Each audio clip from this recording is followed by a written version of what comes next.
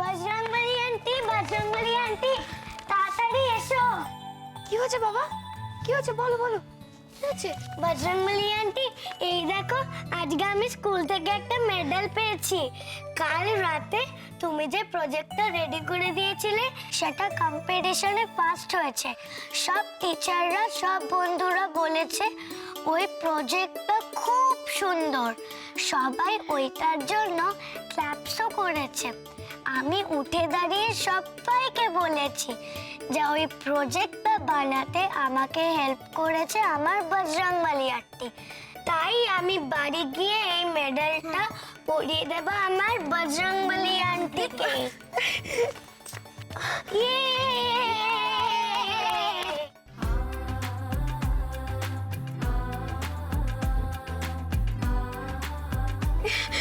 বৃষ্টি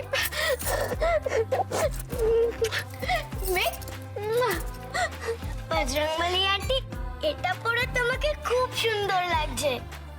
ঠাম্মু, ভালো ঠাম্মু, মণিমা, সবাই এসো। এই দেখো বজরংবলী আন্টি মেডেল পরেছে। কি ব্যাপার মেঘ বৃষ্টি? বাড়িতে ঢুকতে না ঢুকতেই বাড়িটাকে তো একেবারে মাছের বাজার করে ফেলেছো।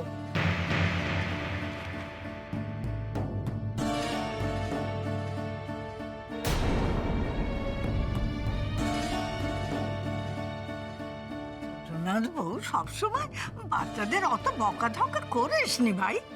ওরা তো স্কুল থেকে প্রাইজ পেয়েছে, আনন্দ করছে, তার মধ্যে তো সর্দারি না করেও চলছিল না।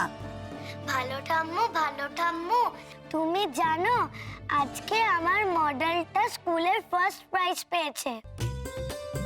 আর সেই প্রাইজটাই তুমি বজরংবলী আন্টির গলায় ঝুলিয়ে দিয়েছো, কি তাই না? হ্যাঁ। দেখেছো বৌমা, দেখেছো? দুধের শিশুও জানে কখন কাকে কিভাবে পুরস্কার দিতে হয়। আর আমরা বড়রা সবসময় নিজেদের জেদ বজায় রাখি, মানুষকে তার প্রাপ্য থেকে বঞ্চিত করি। মা, আমার মনে হয় দিয়াকে আজ প্রথম পুরস্কারটা নিহারেরই দেওয়া উচিত। কি রে নিহার, দিয়াকে একটা থ্যাঙ্কস তো জানা। হ্যাঁ দি ভাই, তুমি একদম ঠিকই বলেছো। আমার তো ওকে থ্যাঙ্কস জানানোই উচিত।